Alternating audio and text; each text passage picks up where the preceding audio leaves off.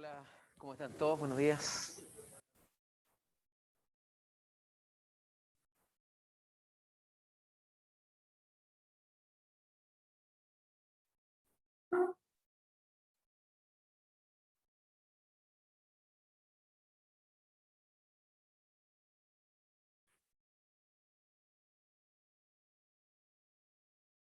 ¿Cómo están por ahí? Sebastián, Jairo, que saludan. Hola a todos. Comenzamos enseguida. Déjame, me falta...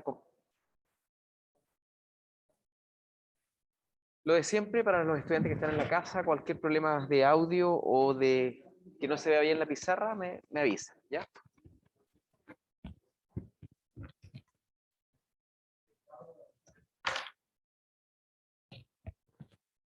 ¿Cómo están todos, chicos? ¿Cómo les va? Oye, hoy día partimos la última parte de nuestro curso, todo lo que tiene que ver con magnetismo. Y dentro del magnetismo vamos a... ¿alcanzamos a escribir algún título, alguna introducción? Nada. Entonces, pongan como título campo magnético.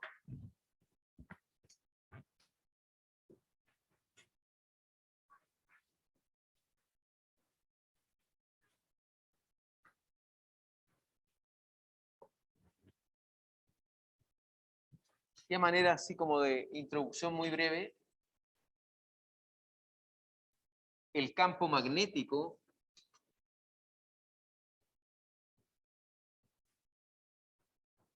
es una perturbación del espacio generada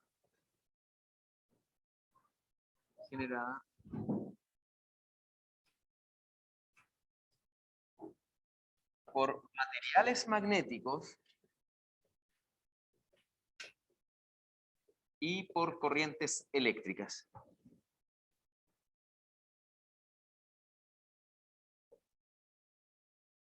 A ver, como estamos en la primera parte y nosotros en este curso hacemos el mismo desarrollo del texto guía, que es el Sierre-Szymanski, y el Sierre-Szymanski hace el desarrollo histórico de la teoría electromagnética, yo aquí me adelanto un poco, lo voy a subrayar en verdad, esta parte de corrientes eléctricas, ¿ya?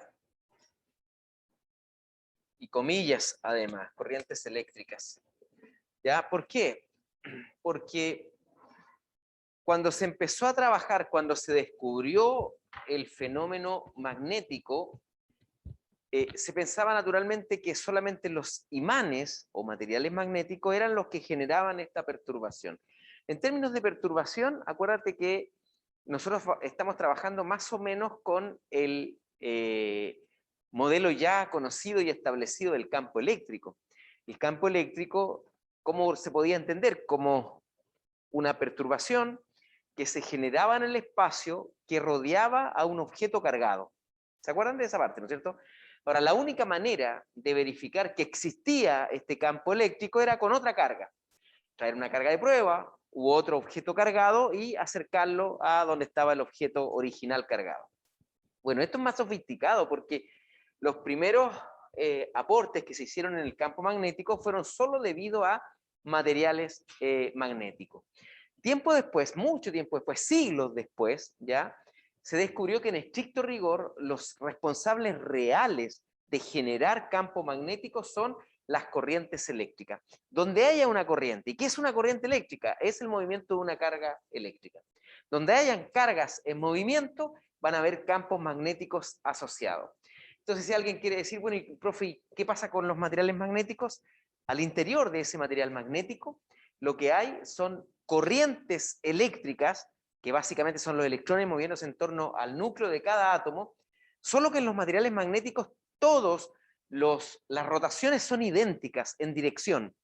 Y por lo tanto, cada átomo es como un imán chiquitito y tengo muchos miles de millones de átomos uno al lado de otro girando de la misma manera. Y ese efecto macroscópico es lo que nosotros vemos como un imán permanente. ¿Ok? Entonces, no vamos a ir tan atrás porque a nosotros nos interesa la teoría, la parte matemática. Existe esta perturbación, ¿ya? Y para imaginarnos, un poco para ir en sintonía con lo que hacen en el laboratorio, vamos a tomar un material magnético, un imán, rectangular, en verdad los imanes son tridimensionales, ¿ya? Sería un paralelepípedo, hay un cierto espesor que no me interesa, pero sí, para que se entienda que no es plano, ¿ya? Que es un material en 3D, porque de esto ustedes utilizan en su laboratorio, ¿verdad? Es una barra que generalmente para efectos solo docentes está de alguna manera pintada de rojo y azul para separar los polos, ¿ya? Porque hay dos regiones dentro de este material que se les denominaron por una cuestión histórica polo norte y polo sur, ¿ya? Entonces, esa polaridad que se presenta en el caso de los imanes, podría uno, ¿verdad?, llevar a pensar en las cargas positiva y negativa, pero son fenómenos distintos, ¿ok?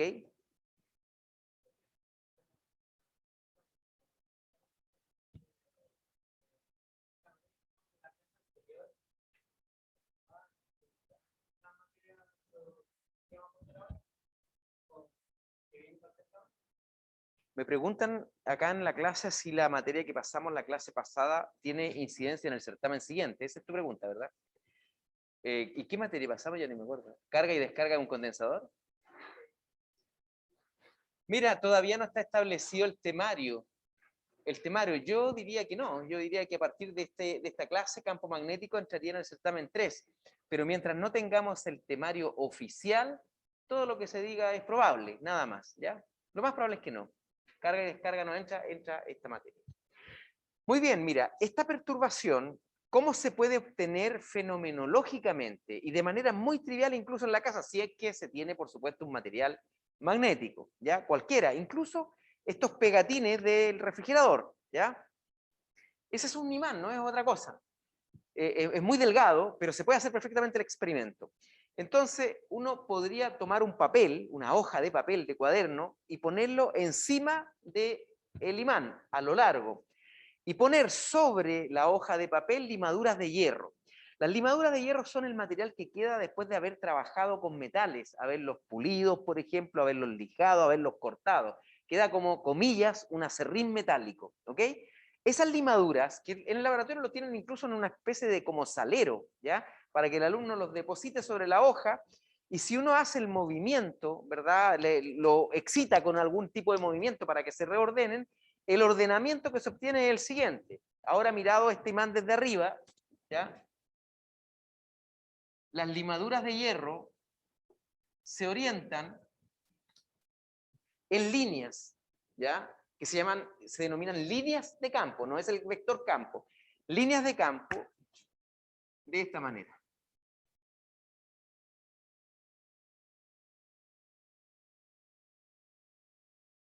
Salen del polo norte por convenio, entran al polo sur y salen del norte. Es un convenio. Esta es la parte real física, ¿ya? Así se orientan las limaduras de hierro, pero hay que darle algún sentido. Esto es idéntico a lo que hicimos con el campo magnético. Cuando dijimos, ¿cómo vamos a definir para dónde apunta el campo magnético? Dijimos, mira, para definirlo vamos a traer una carga de prueba positiva, ¿ok? Y al traer la carga de prueba positiva, el campo eléctrico quedó saliendo de una carga positiva y entrando a una carga negativa. De tal manera que sale del polo norte, estas líneas, y van a dar al polo sur. Estas que están más cerca de los lados contrarios, se supone que se cierran en el infinito, ¿ya? Que dan toda la vuelta. Entonces, esta estructura naturalmente es real, solo que la flecha que estoy dibujando, esa es un convenio, pero las líneas existen. Y cualquier material magnético tiene esta distribución de campo. Piensa en la Tierra como planeta. La Tierra es una esfera, ¿ok? Es una esfera, con un polo norte y un polo sur magnético, ¿ya? Y si nosotros hacemos coincidir, da lo mismo, hacemos coincidir, porque no coinciden, hay no unos pocos, hay varios kilómetros de diferencia entre el polo norte geográfico, el geográfico es por donde pasa el eje de rotación de la Tierra, ¿verdad? Y el polo norte magnético. Lo interesante es que en el ecuador de la Tierra estaría esta línea que es como el ecuador del imán, ¿ok? Y si considero que el norte está en la parte superior, en el hemisferio norte, entonces estas líneas de campo en la Tierra tienen esta estructura, ¿ok? La misma estructura que están acá, salen de esta manera del polo norte y van a dar al polo sur, ¿ok?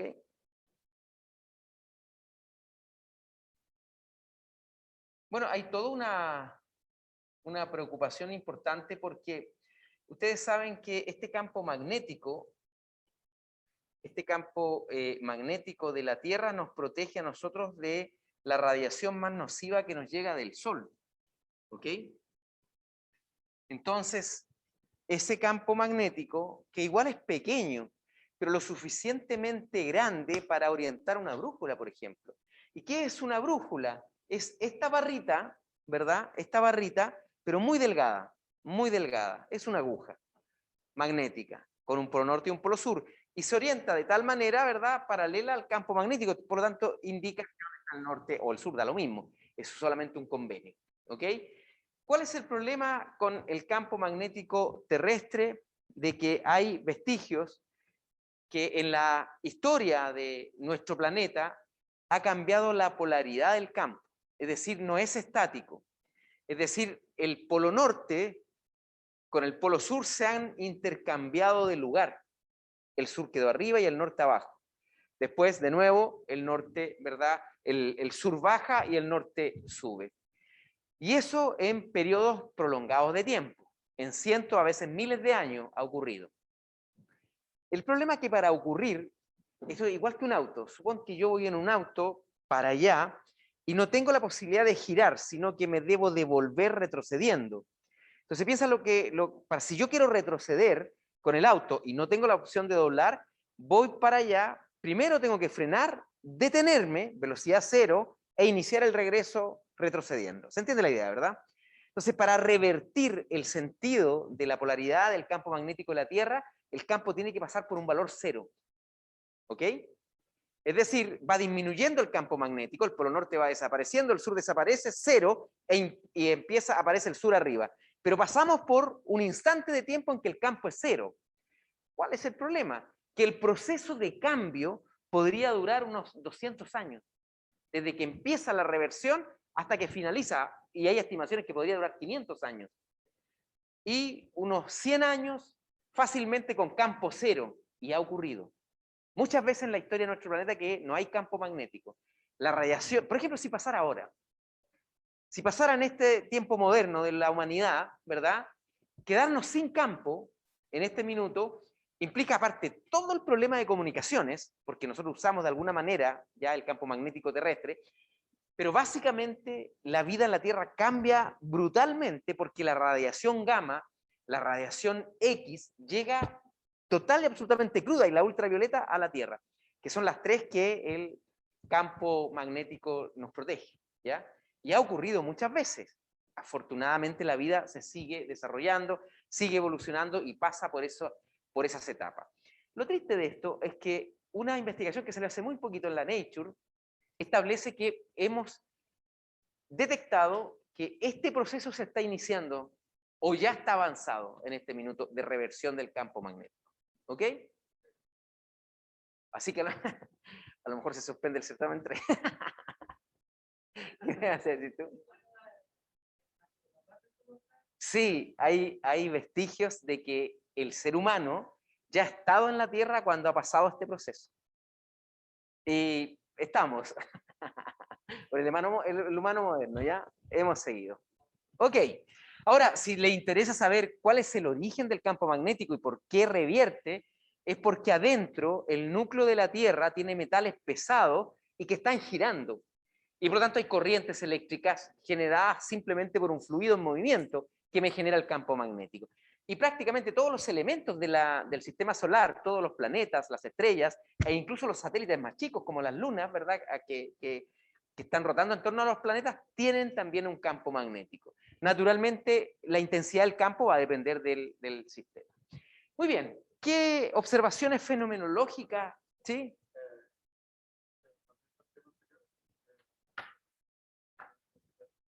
Me preguntan cuándo fue la última vez de esta reversión. Yo no me recuerdo mucho ese dato específico, pero para tener una idea, si nosotros estimamos que el ser humano como lo conocemos, ya moderno, incluso como civilización, ¿cuánto tendrá? ¿Unos 50.000 años? Yo diría que un poco más.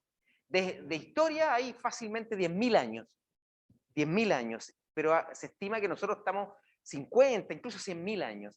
O sea, en ese periodo de tiempo, seguro hubo una de estas de reversión. No tengo el dato exacto, pero tú trata te metes, claro, reversión y nos contáis la próxima clase. Ya, hay algunos datos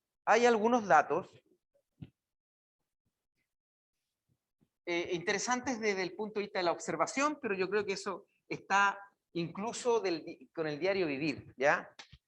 Observaciones fenomenológicas o empíricas, ¿ya?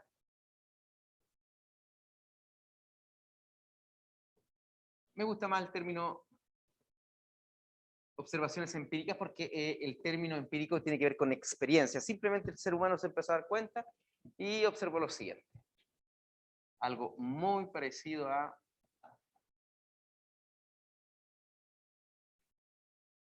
lo que vimos con las cargas. Si acercamos dos imanes por el mismo polo, aparece entre ellos una fuerza de repulsión que los separa.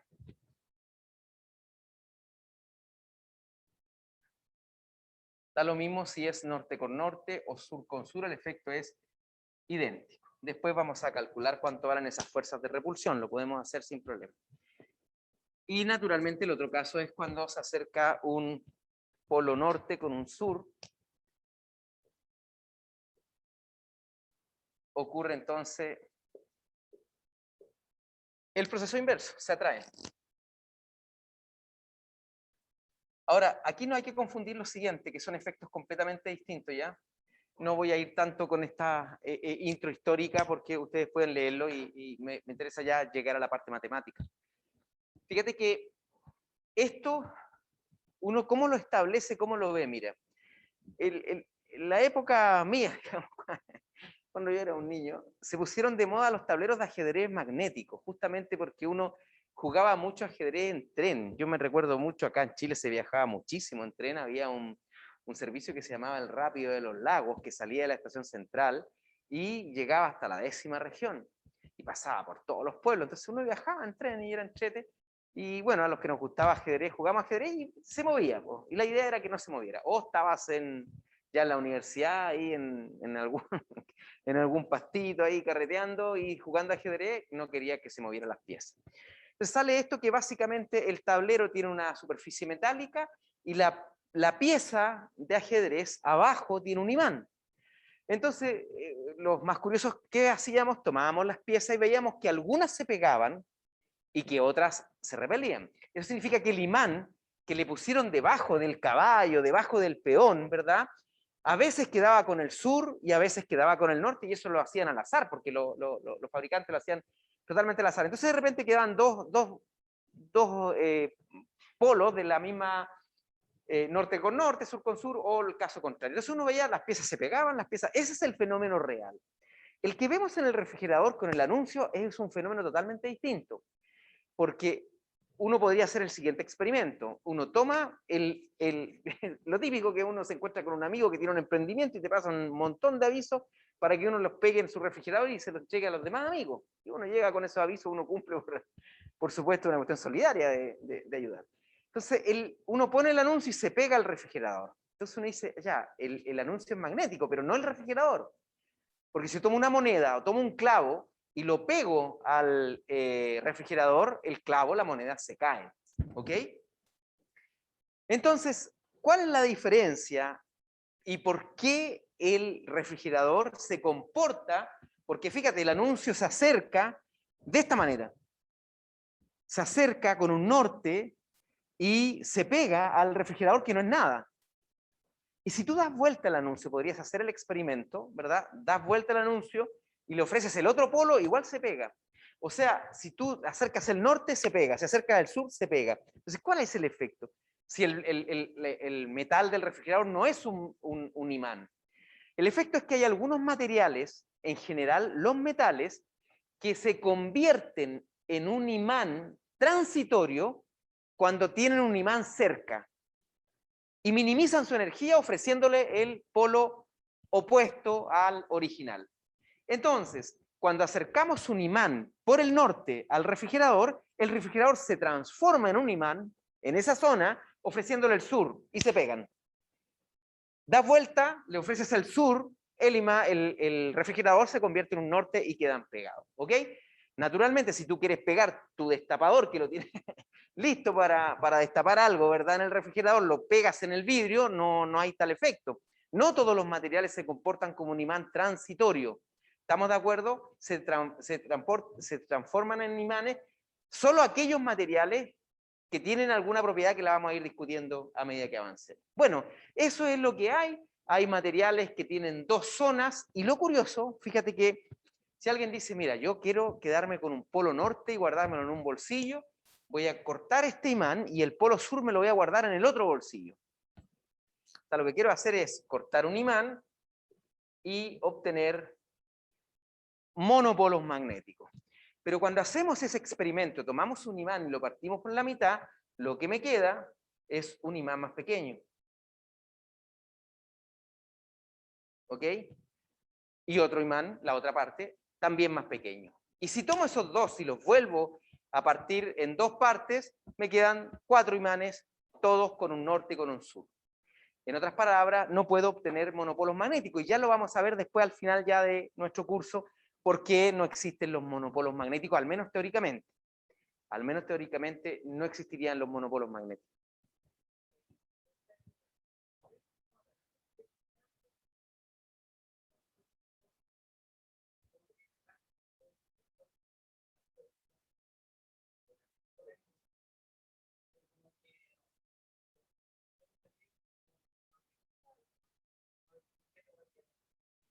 Sí, lo vamos a ver. Me preguntan acá por algunos equipos que me permiten fabricar un imán o imantar o imanar, de las dos maneras se dice, un metal cualquiera. Eso es básicamente una bobina. Literalmente, y lo vamos a estudiar en clase porque vamos a calcular el campo generado por esa bobina.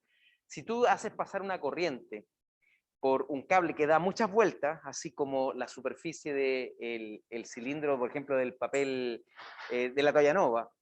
Piensa tú eso, tú a la toalla nova lo que quedó, ese cilindro de cartón, tú le das vuelta con un cable, el cable tiene que tener aislante para que no haga corto entre el mismo, ¿verdad?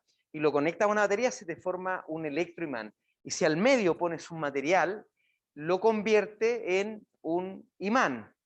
Y hay materiales que se llaman ferromagnéticos que se convierten en un imán transitorio, pero una vez que tú retiras la excitación que está provocando ese comportamiento, permanece como imán. Y hay materiales buenos en términos de ferromagnéticos, ¿verdad? Que dura bastante. Por ejemplo, los materiales con los que están hechos los destornilladores buenos, de los maestros profesionales, les dura mucho su efecto de imán para que no se les pierdan los tornillos cuando se le caen. Y otros que uno se compra por ahí en el home center, se compra un destornillador con imán, al cabo de unos años se da cuenta que no, ya no tiene imán.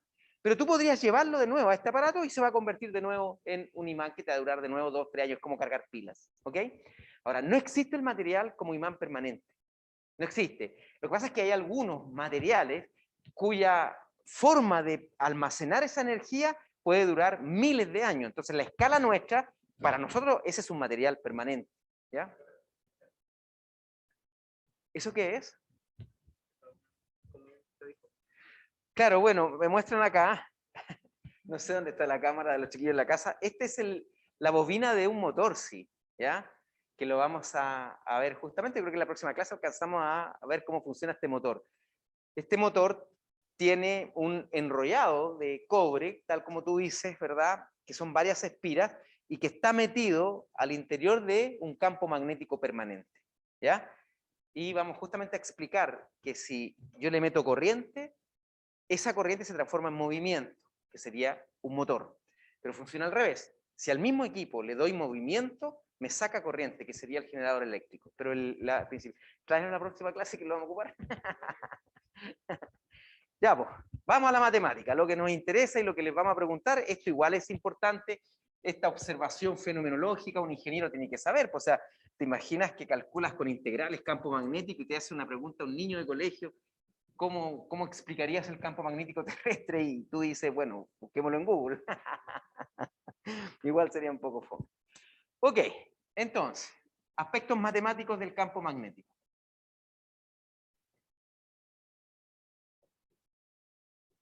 Estamos dentro del contexto del título, así que simplemente aspectos matemáticos. El campo magnético se denota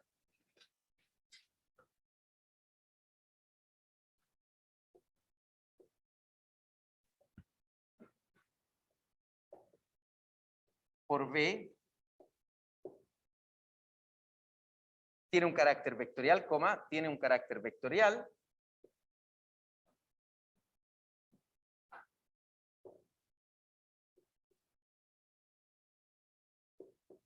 y en el sistema internacional de medida,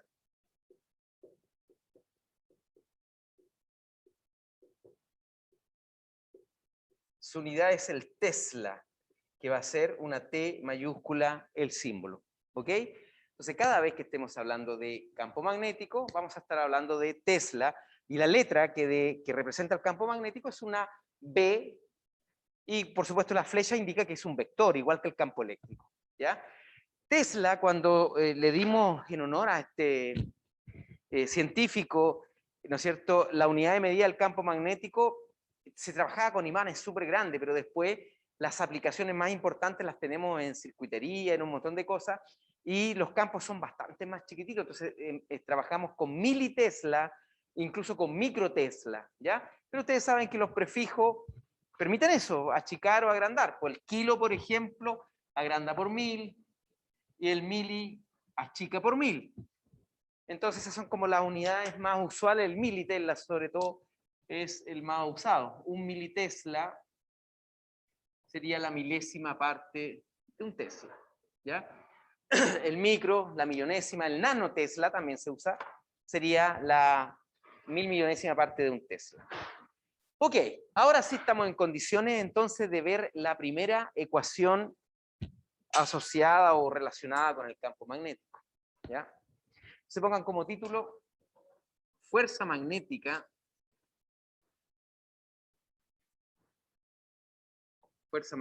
sobre una carga en movimiento.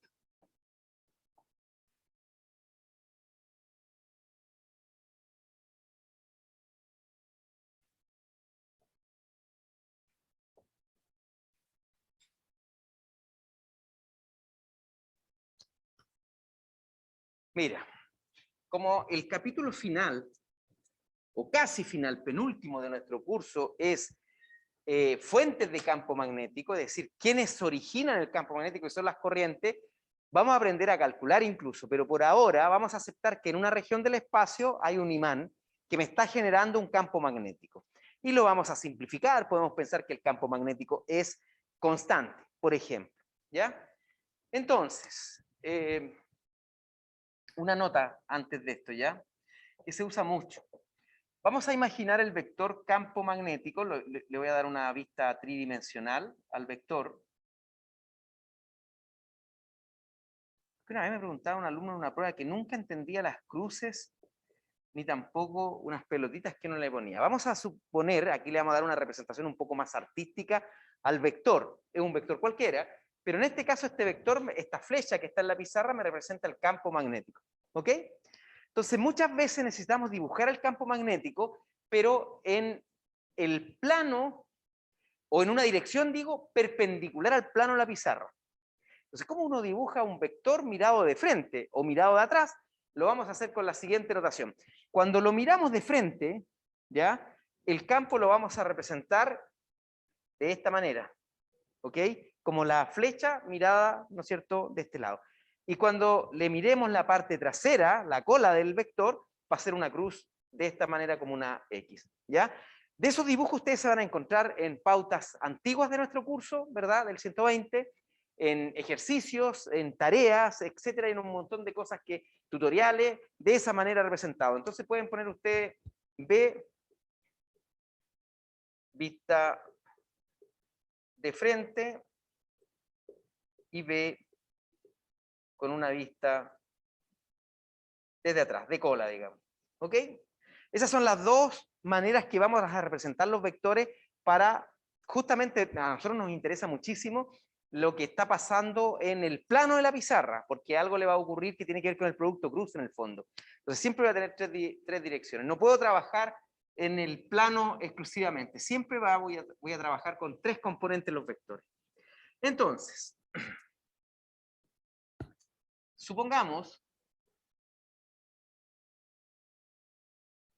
que una partícula cargada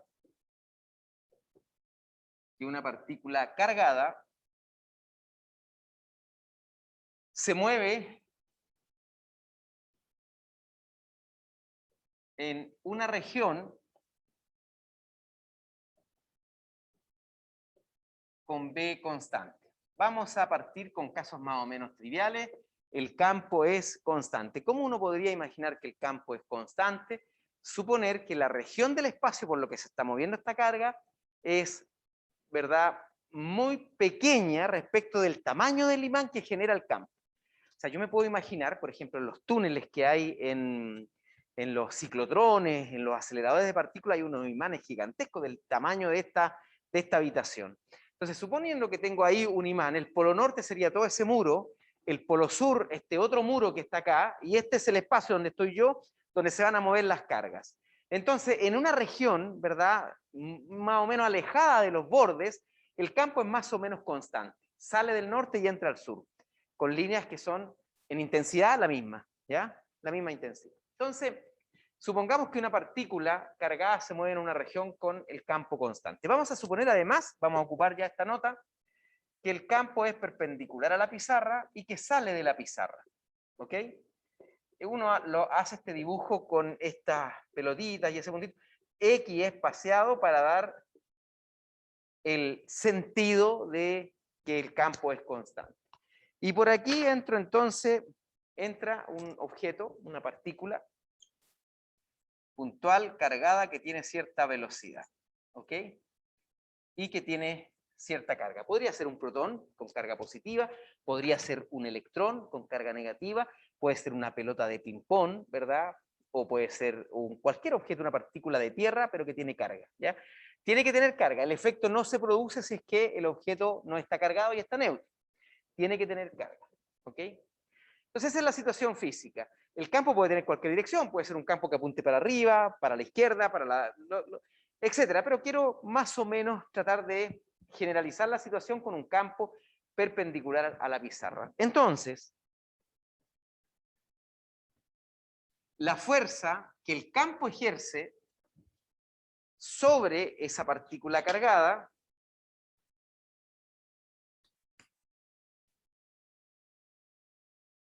la fuerza sobre la partícula cargada, coma, debida al campo, es, dos puntos, y anotamos lo siguiente.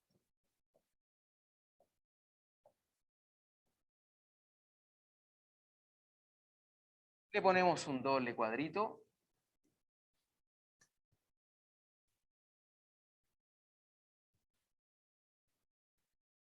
Y el diccionario de inmediato.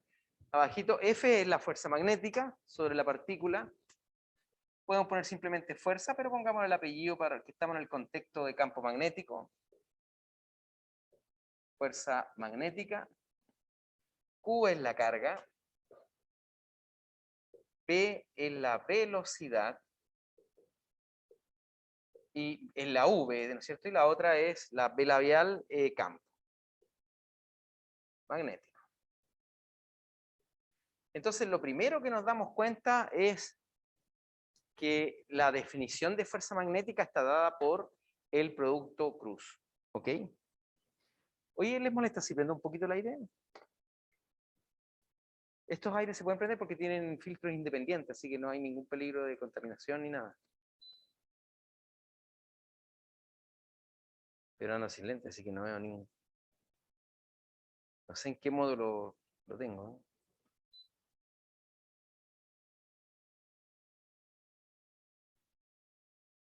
Oye, ¿tú podés ver, por favor, si está en el modo cool y en 20, ojalá? Que no veo la pantalla, el display. Y le ponéis 20. 20 grados.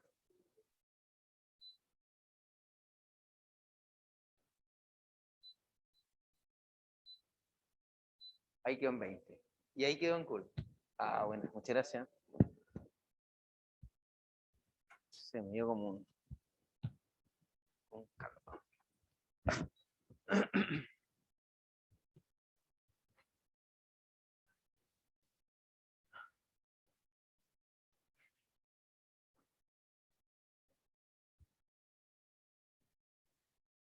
Oye, ahora es como raro andar sin mascarilla. Uno ya ni se acuerda cuando hacía las actividades.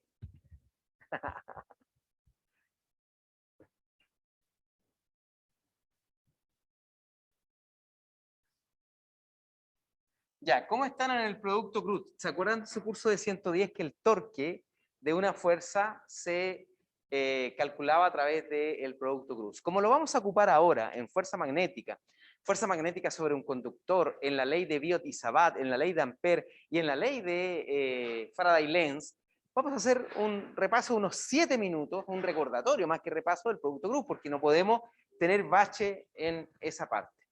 Entonces, recordemos,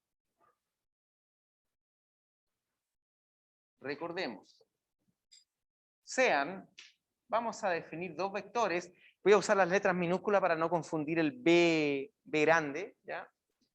El vector A de coordenadas A sub X, A sub Y y A sub Z, el vector B, Bx, By, Bz. Entonces, A cruz B, hay una regla mnemotécnica para calcular este producto. Primero, el producto cruz es un vector, el dar como resultado un vector, a diferencia del producto punto que da como resultado un número. En la primera vamos a calcular un determinante, y en ese determinante, ¿cómo se forma esa matriz de 3×3 cuyo determinante vamos a calcular? En la primera fila ponemos los versores I, J, K, que le dan el sustento al espacio tridimensional. En la segunda fila vamos a poner las componentes del primer vector, y aquí hay que respetar el orden. ¿Por qué? Porque el producto vectorial, el producto cruz, es anticonmutativo, ¿ya? No conmuta y por lo tanto el orden importa. Así que A sub X, A sub Y, A sub Z, y no me queda más que en la tercera fila ponemos las componentes del segundo vector. Y hay que calcular ese determinante. Hay varias maneras de calcular el determinante, pero la más simple se llama regla de Sarrus, y también es una regla mnemotécnica. Dice, mire, parece en el elemento 1,1. El elemento 1,1 es Itongo. Y tape los elementos que pertenecen a esa columna y a esa fila, o sea, 1,1. Y te va a quedar una matriz de 2×2 cuyo determinante hay que calcular. ¿Y cómo se calcula el determinante? Diagonal que baja menos la diagonal que sube. ¿Ok? Y lo multiplicas por el elemento 1,1. AI, BZ menos AZ, BI. Luego, salte al elemento 1,2, pero cambia el signo. Es más, menos, porque esto se aplica, la regla de Sarrus se aplica para matrices de 4×4, 5×5, n por n. Nosotros siempre vamos a trabajar con la matriz de 3×3 porque nuestro espacio es tridimensional. De tal manera que me va a quedar menos J, ustedes siguen para el lado, aquí no me queda espacio, a continuación. Y tapamos esta vez la segunda columna, primera fila, y me queda entonces el producto A sub X, B sub Z, menos AZ, BX. Y termino con el último término, 1,3, me paro en catongo, más positivo, siempre va a ser lo mismo, ¿eh? Más I, menos J, más K. No hay que dar vuelta. Y tapo la última columna, la primera fila siempre tapada, y me queda de nuevo esta matriz de diagonal que baja, A sub X, BI, menos AI, BX, y ahí tengo entonces mi producto cruz. Algunas propiedades interesantes. algunas propiedades, porque el producto cruz tiene muchas propiedades, pero las dos más importantes, que son las que ocupamos nosotros, por eso que las escribo, las resumo acá en este pequeño recordatorio. Algunas propiedades. Uno, A cruz B es primero un vector, es un vector, no es un número. Acuérdate que el producto punto entre dos vectores te da un número, te da un escalar, ¿ok? Este es un vector. A cruz B es un vector perpendicular, perpendicular al plano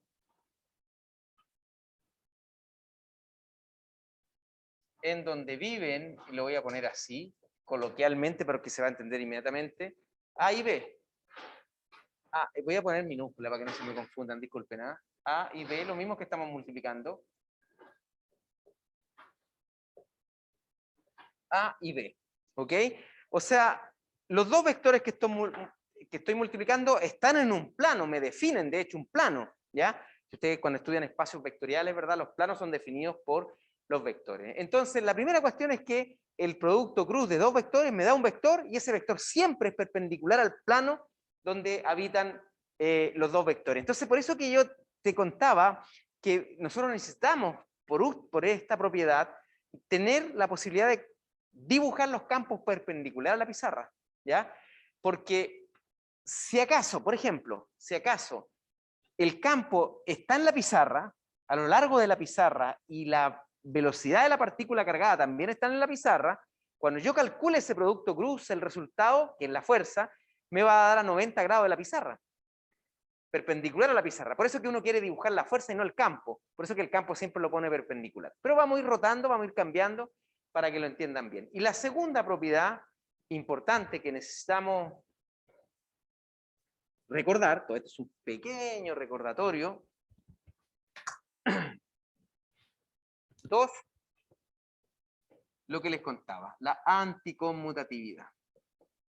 A cruz B es menos B cruz A. Con estas dos cosas que me tienen que llevar a la memoria, o sea que si yo invierto el orden entre la multiplicación de dos vectores a través de este producto, ¿verdad? Aparece inmediatamente un signo menos entre ellos, se da vuelta, ¿ya? Ok, estas son algunas propiedades, dos nomás, las demás, si alguien quiere profundizar en el álgebra vectorial, tiene que ir a ver las otras propiedades. Lo otro que necesitamos, otra forma de calcular este producto,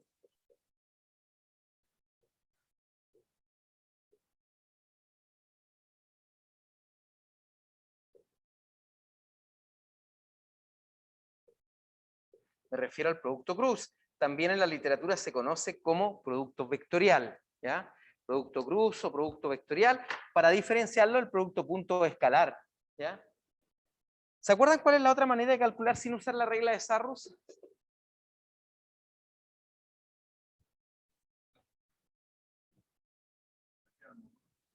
Claro, trabajamos con el módulo. A cruz B en módulo va a ser el módulo de A por el módulo de B por el seno del ángulo que forman ambos vectores. ¿Ok? Entonces uno dice, si no quieres trabajar con la regla de Sarrus calculando un determinante de 3 por 3, tienes una alternativa. Calcula el módulo del producto, del resultado. De lo que estás multiplicando, puedes calcular el módulo del vector resultado.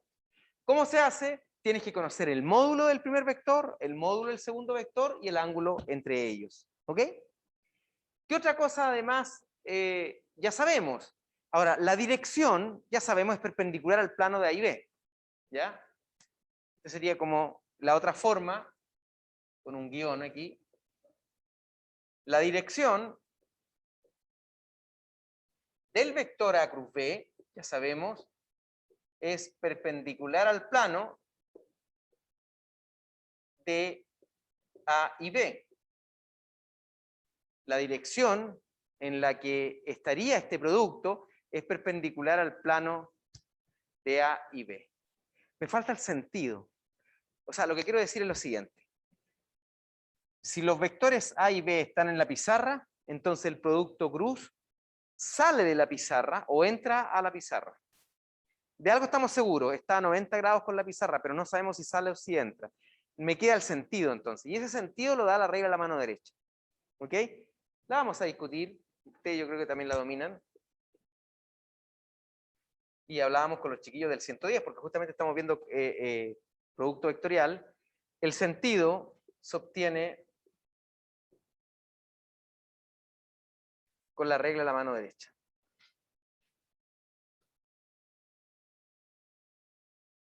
Esta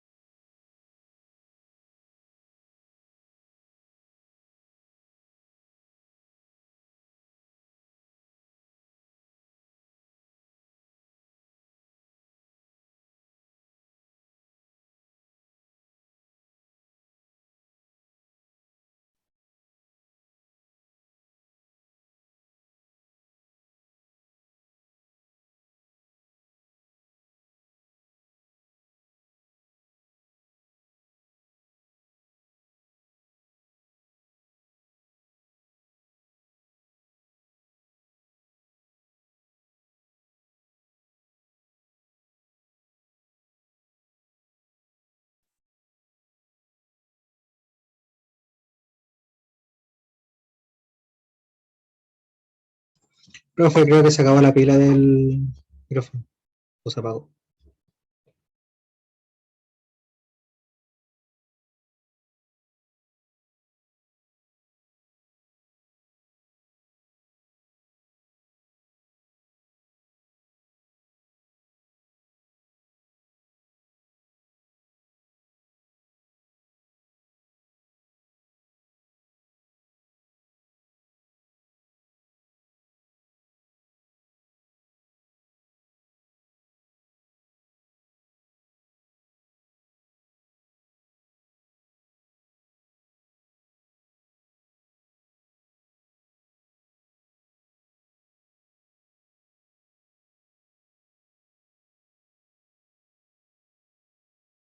ya, cambié las pilas. ¿Se escucha mejor?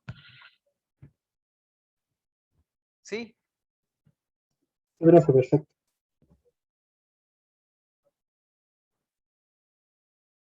¿No escuché? ¿Sí? Sí, parece. Sí, profe, sí. Ok. Por ejemplo,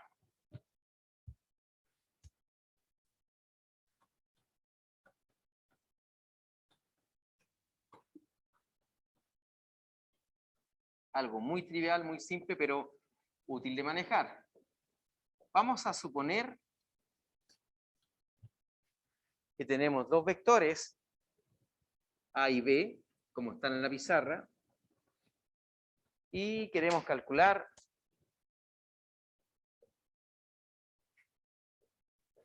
A cruz B. Les dejo de tarea el cálculo al revés. No apliquen la propiedad, sino que hagan el cálculo para que se convenzan que la propiedad siempre es válida. Entonces, nosotros hacemos rápidamente, sobre todo porque quiero discutir la regla a la mano derecha. Si alguien dice, profe, yo si es que conozco las componentes de los vectores, me conviene trabajar inmediatamente con el producto cruz, con la regla de Sarro, el determinante. ¿Ya? Entonces, A cruz B te va a quedar este determinante bastante simple. Elegí esos vectores triviales para que las multiplicaciones sean enfermas de fácil. Entonces, según esta regla, me paro en I, tapo, ¿verdad? Primera fila, primera columna, me queda 0 por 0 y 3 por 0, ¿ya? Y por lo tanto, 0 la primera componente. Segunda componente, J con signo menos, tapo acá, 2 por 0 y 0 por 0. Me vuelve a quedar 0 la segunda componente. Me queda la tercera, última probabilidad, última posibilidad de que me quede algo distinto de 0. Me paro en la última columna, la tapo, y me queda 2 por 3 menos 0 por 0. Es decir, salvé aquí el dinero de la apuesta porque en la última posibilidad dio distinto de 0. Pero no era ninguna sorpresa porque el vector A y B, los dos están en el plano XY, ¿verdad? Por lo tanto, me tendría que dar Z el producto cruz. Entonces lo puedo escribir de dos maneras, ya lo calculé, muy simple. Lo puedo escribir como 6 catongo, está bien escrito, o bien lo puedo escribir como 0, 0 y 6. ¿Están de acuerdo? Si hacemos un dibujo de este sistema en 3 dimensiones, no quiero usar el esquema este de la parte perpendicular, está Z, está X y está Y. Entonces, el vector A está en el eje X, que está aquí. Esto va a quedar fuera de escala, 1, 2. El otro vector está en el eje Y, 1, 2, 3. Entonces me quedan, aquí estaría el vector A, aquí estaría el vector B,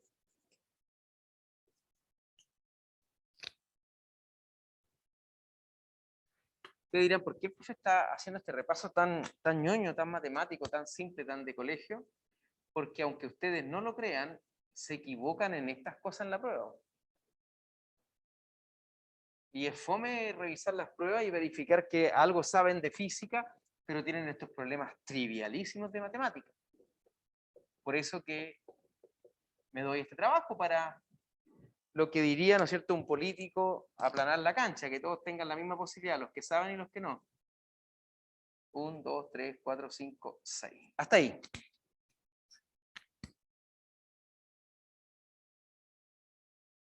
Ahí está el vector A cruz B.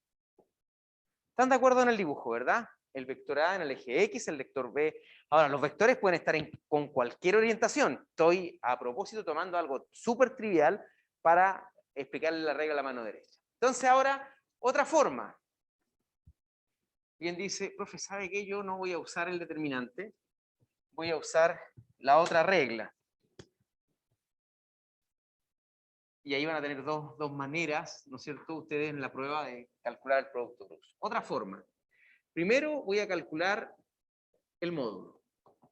El módulo del vector A. ¿Cuánto mide el vector A? Como es un vector que tiene una única componente, el módulo es la misma componente con signo positivo. Es decir, el módulo de A es 2. El módulo de B es 3. Y el seno del ángulo que forman, como uno está en el eje X y el otro en el eje Y, el ángulo es 90. El seno 90 vale 1 y por lo tanto el módulo de este vector, módulo, vale 6.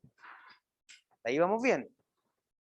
Lo otro, ya sé por la segunda propiedad, en verdad por la primera propiedad que anotamos, que ese vector tiene que tener dirección en z, pero no sabemos si es más o menos z, ¿ya? Además, la dirección de A cruz B es más o menos z. ¿Les queda claro eso? Simplemente aplicando la propiedad. Y ahora, por regla de la mano derecha, ¿en qué consiste la regla de la mano derecha? Mira, dice, tomas la mano derecha y básicamente son estos 4 dedos se tienen que enrollar y el pulgar siempre para arriba cuando vamos a aplicar la regla. Entonces, ponemos la palma de la mano apuntando en la dirección del primer vector. Tengo 2 vectores, ¿ya? Entonces, el eje X sale de la pizarra para que lo entendamos bien. Pongo la mano para allá. La vas a cerrar buscando al segundo vector por el ángulo más pequeño, porque ustedes entienden que el ángulo entre ellos se podría describir como 90 o como 270, ¿verdad? ¿Están de acuerdo con eso?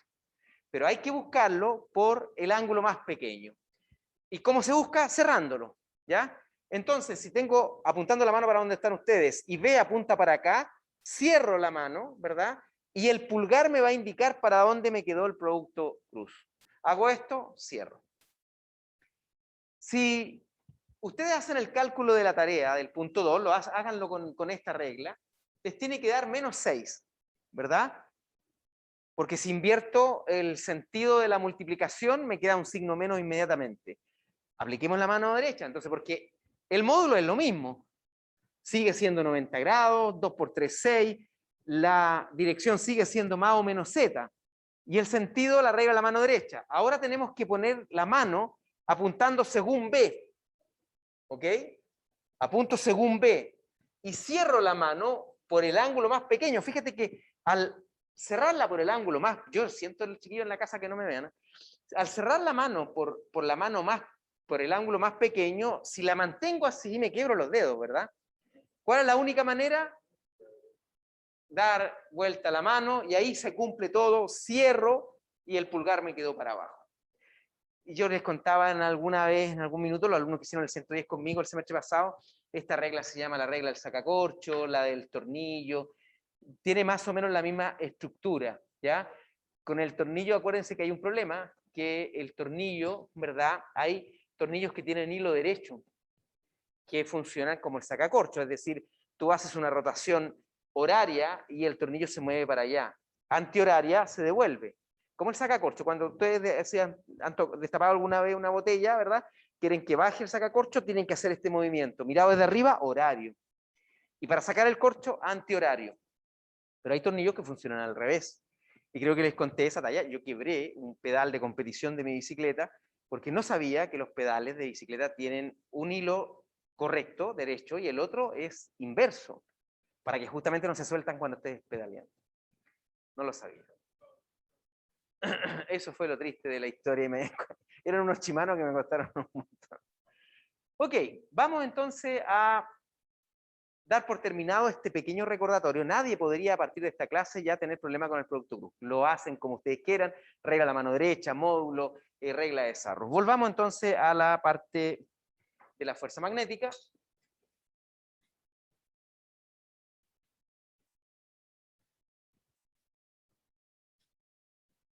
Entonces,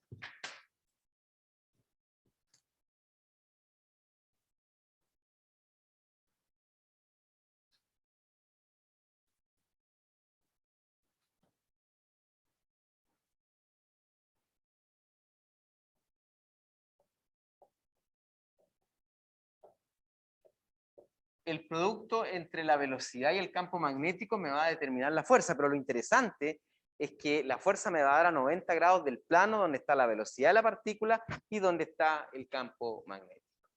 Un ejemplo de esta fuerza.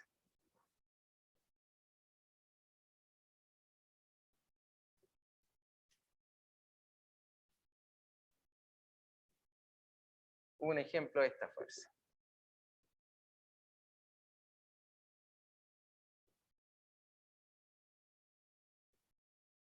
Una partícula con carga Q y velocidad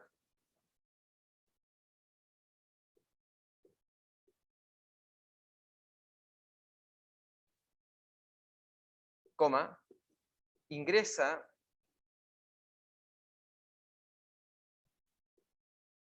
a una zona con B igual a B0 según Catongo, constante. Determine la fuerza.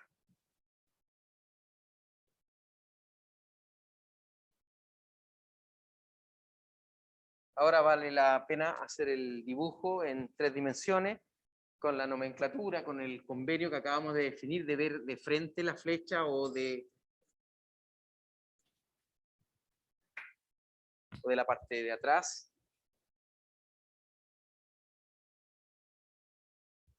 Nos quedaría entonces. Este es el vector campo. Y por lo tanto, aquí tengo un sistema de referencia X e Y, que sería el sistema de referencia de la pizarra.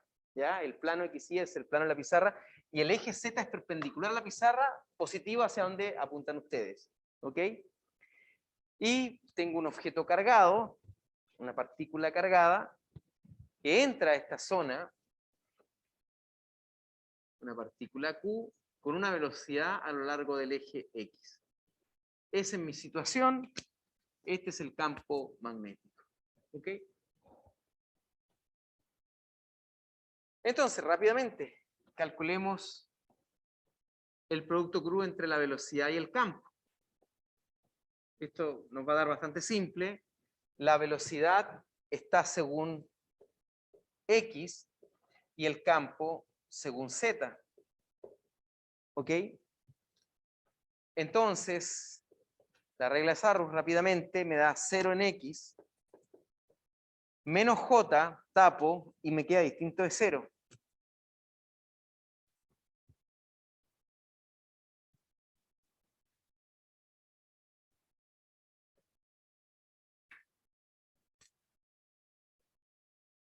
Velocidad 0, campo 0, y cuando tapamos catongo me da 0. Es decir, la fuerza magnética, cuidado acá, se me equivocan, ven acá un segundito la pizarra, chiquillos, miren. Si van a calcular el producto cruz entre la velocidad y el campo magnético, recuerden que para obtener la fuerza magnética, F, después tienen que multiplicar por la magnitud de la carga, porque la carga puede ser positiva o negativa, ¿ya? Entonces me queda menos la carga por V sub 0, velocidad, V sub 0 campo, según J tonco. Es decir, la partícula cargada que ingresó a este sistema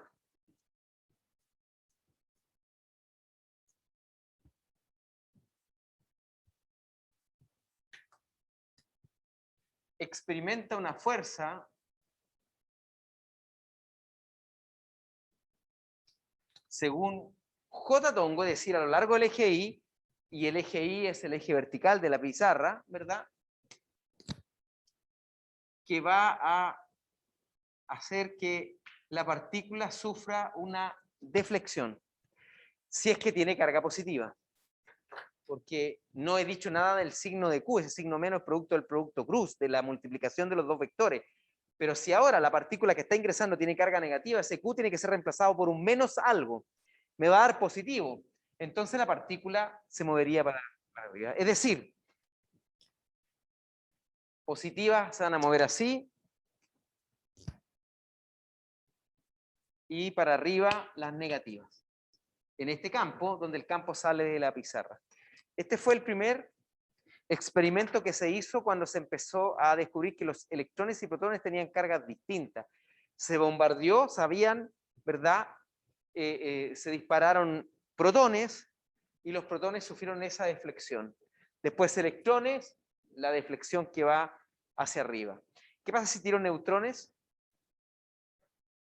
Pasaron de largo. Ese fue un experimento súper simple para asociar carga, una vez que se conocía la teoría, a las partículas elementales como los protones, los neutrones y los electrones.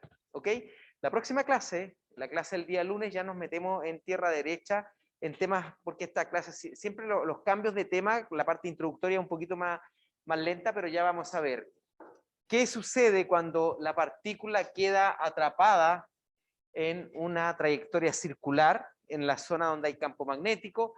¿Cómo generalizamos esto? Porque si en vez de tener una carga, una única carga que se está moviendo, tengo un cable que transporta corriente, ¿cuánto vale la fuerza magnética sobre ese cable? Que nos explicaría un poco lo que te decía, cómo funciona un motor.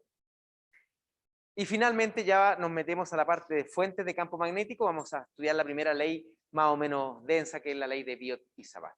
¿Ok?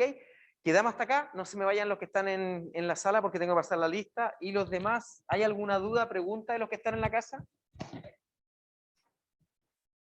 ¿Ninguna?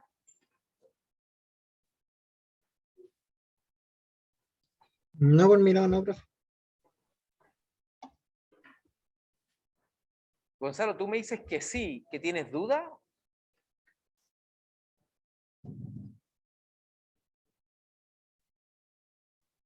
¿Ninguna?